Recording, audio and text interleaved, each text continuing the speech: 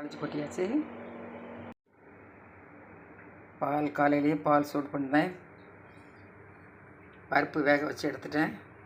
பருப்பில் 2 மிளகாய், தக்காளி, ஒரு தக்காளி, மஞ்சப்பொடி, காயப்பொடி போட்டு வேக வச்சு எடுத்து வச்சுருக்கேன். கத்திரிக்காய், அவரைக்காய் போட்டு சாம்பார் ஏற்கனவே போட்டிருக்கேன். அந்த இதில் தக்காளி போட்டிருக்கேன். சாம்பார். இது பரபரன்னு தேங்காய் கொஞ்சம் பரபரன்னு எடுத்து வச்சுருக்கேன். வெங்காயத்தை கட் பண்ணி வச்சுருக்கேன் தாளிக்கிறதுக்கு. கருவேப்பிலை வச்சுருக்கேன். அடுத்து கேரட்டு, பல்லாரி வெங்காயம், கேரட்டு பொரிக்க போகிறேன். அடுத்தது சீனி அவரைக்காய் பொரிக்க போகிறேன். அதை ஒரு 2 உப்பு போட்டு வேக வச்சு எடுத்து வச்சுருக்கேன். புளி கரைச்சி வச்சுருக்கேன். புளி கரைசல், சீரகம், வெங்காயம், பூண்டு போட்டு அரைச்சி எடுத்து வச்சுருக்கேன். ஒரு கடாயில் ஒரு பாத்திரம் வச்சுருக்கேன். எண்ணெய் ஊற்றிக்கலாம்.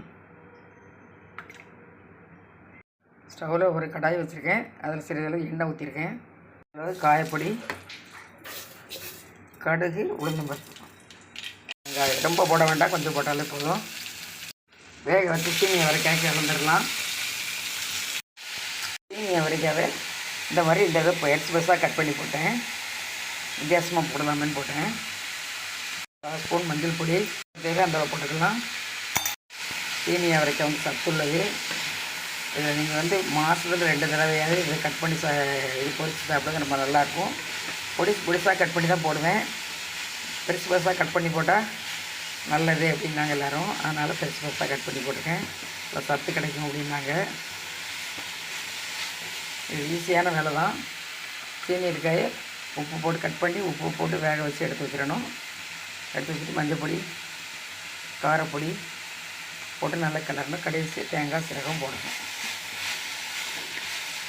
மசாலா நல்ல இதாகட்டும், வேகணும். சீரகம் போட்டுக்கலாம். கருவேப்பிலையும் போட்டுக்கலாம். தேங்காய், சீரகம், கருவேப்பிலை. தேங்காய், சீரகம், கருவேப்பிலை போட்டு ஒரு கிளறி விட்டுறணும். ஏற்கனவே நான் சீனி அவரைக்காயோட சேர்ந்து சிறிதளவு கருவேப்பிலை வேக போட்டேன். அதனால் சத்து கிடைக்கும் அப்படின்னு.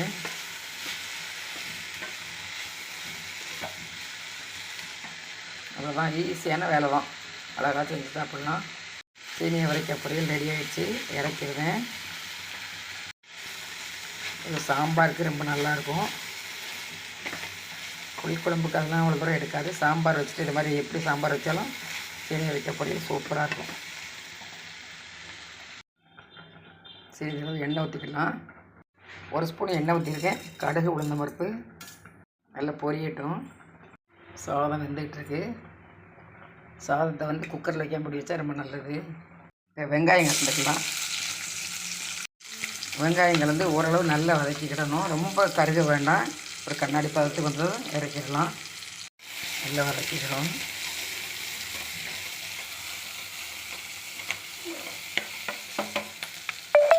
சிறிதளவு கருவேப்பிலை கலந்துக்கலாம். கண்ணாடி பதம் வந்துட்டு இப்போ கேரட்டை போட்டுடலாம். நல்லா கலந்து விட்டுறணும். நல்லா கலந்துடும். அளவு மஞ்சள் பொடி, சின்ன ஸ்பூன், 1/2 ஸ்பூன், எவ்வளோ தேவையோ அந்த அளவு போட்டு நல்லா கலந்து விட்டுருங்க.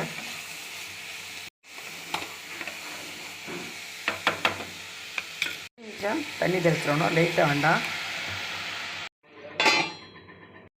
பருப்பு, தக்காளி, மிளகாய், மஞ்சப்பொடி, காயப்பொடி போட்டிருக்கேன். இப்போ கத்திரிக்காயும் அவரைக்காயும் போட்டுருவேன். வேக வச்ச பருப்பில் கத்திரிக்காய், அவரைக்காய், தேவைக்கு இருக்க காரப்பொடி, சிறிதளவு மல்லிப்பொடி. இதுதான் எல்லாம் தனி காரப்பொடி தான் திரித்து வச்சுருக்கேன். தேவைக்கு இருக்க கல் உப்பு, ஒரு நெல்லிக்காய் அளவு புளி கரைசல், பூண்டு, வெங்காயம் அதையும் கலந்துருந்தேன். தேங்காய், சீரகம், பூண்டு, வெங்காயம். ஏன்னா சாம்பார் தான் வைக்க ஒரு கஷ்டம் கிடையாது. சூப்பராக இருக்கும் சாம்பார். பாருங்கள், நம்மளுக்கு எவ்வளோ தேவையோ அந்த அளவு தண்ணி ஊற்றிக்கலாம். தண்ணி எவ்வளோ தேவையோ அந்த அளவு ஊற்றிக்கலாம். தண்ணி நம்மளுக்கு எவ்வளோ தேவையோ அந்த அளவு ஊற்றலாம். இது கட்டியாக இருக்குது, கொஞ்சம் கூட விடணும் விட்டுக்கலாம். தேவைக்கு இருக்க தண்ணி ஊற்றிக்கிடணும். நான் குக்கரில் வச்சுருக்காங்க. குக்கர்லேயே மூடி போட்டு வச்சுட்டேன்னு நினச்சிடாதீங்க. குக்கரில் பருப்பு மாத்திரம் வேக வச்சது தான். இவருக்கு அந்த பாத்திரத்தை ஒரே பாத்திரமா இருக்குன்னு பார்த்துருக்கேன். இப்போ மாற்றிடலாம். இந்த பாருங்கள், மூடி வச்சு வேக வச்சா அதில் உள்ள ஆவியே தண்ணி அதில் உள்ளதே நல்லா வெந்துடும். வந்துட்டு பாருங்கள். இப்போ தேங்காய் சீரகம் எல்லாம் கலந்துக்கலாம். கேரட் பொரியல் ரெடி ஆகிடுச்சு. ஈஸியான முறையில் செஞ்சிடலாம். எந்த சமையலுமே கஷ்டம் கிடையாது. வரைக்கும் நல்லா விளைஞ்சிட்டு நல்ல போல் வேக வச்சா தான் குழந்தைகள் சாப்பிட்றதுக்கு நல்லாயிருக்கும். வயசானவங்க சாப்பிட்றதுக்கு, குழந்தைகள் சாப்பிட்றதுக்கு எல்லாமே இது நல்லாயிருக்கும். வேறு பாத்திரத்தில் மாற்றிடுறேன். சாம்பாரை குக்கரில் இருந்து வேறு பாத்திரத்தில் மாற்றிடுறேன்.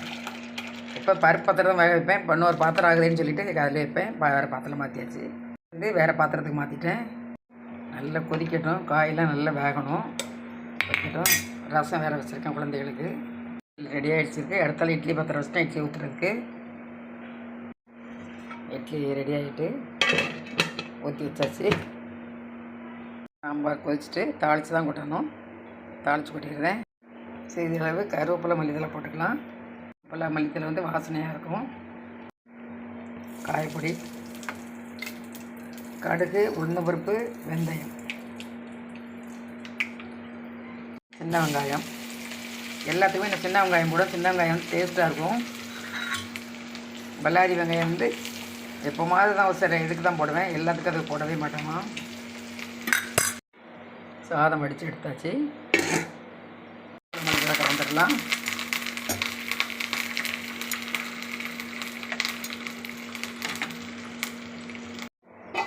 சாம்பார் ரெடி ஆகிடுச்சு. தாளித்து கொட்டிட்டேன்.